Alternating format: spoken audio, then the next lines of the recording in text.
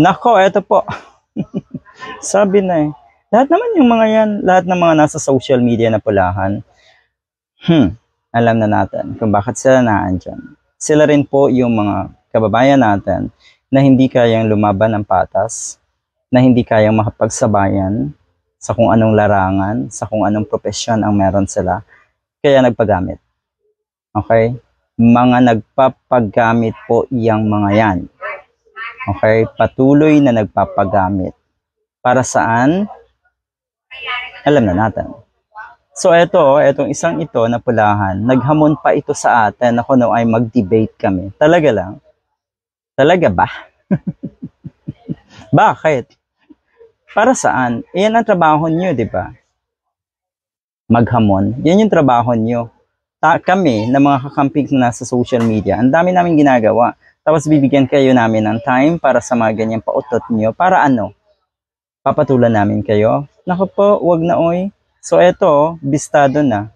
Ulitin ko, kahit naman walang ganitong mga pahayag or makikita tayo sa social media, alam na yan ng mga nag-iisip ng tama, ng mga matituno nating kababayan, na etong mga pulahan na nasa social media, lahat yan. Okay, lahat yan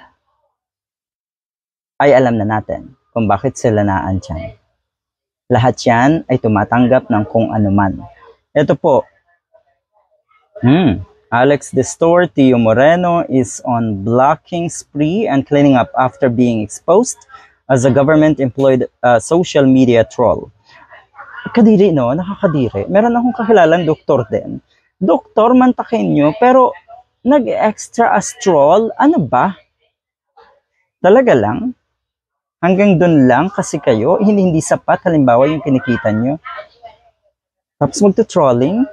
Abay, kahit yung mga pulahan na media personality, malalaki na ang platform, alam natin kung paano lumaki. Dahil din sa mga trolls, syempre. Okay, may kaugnayan lahat yan eh. She has also, being exposed as a government-employed social media troll. Klaseng gobyerno, nag-i-employ ng troll. At bakit? Para utuin at lukuhin ang mga kababayan natin. Ito yung pinakamatinding nakakagigil na nangyayari sa lipunan natin. Diba? He's also admitted to organized spying on group chats of private citizens. So yun. Ito, ang pagkakaalam ko, ito daw ay isang guro. Okay? So, tayo ay madalas tirahin din netong araw-araw ay tinatawag nga si Atty. Leni Robredo na lutang at bobo. Pero kung makikita nyo kung paano siya or kung meron ba talagang dunong etong taong to sa pamamagitan ng kanyang mga ginagawa sa social media, walay.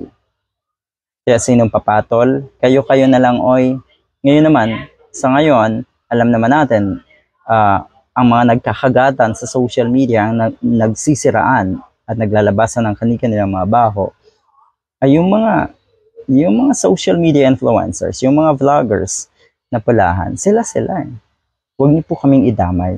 May maganda kaming hangarin, kaya kami ay nasa social media at walang nagutos sa amin kung ano ang dapat gawin.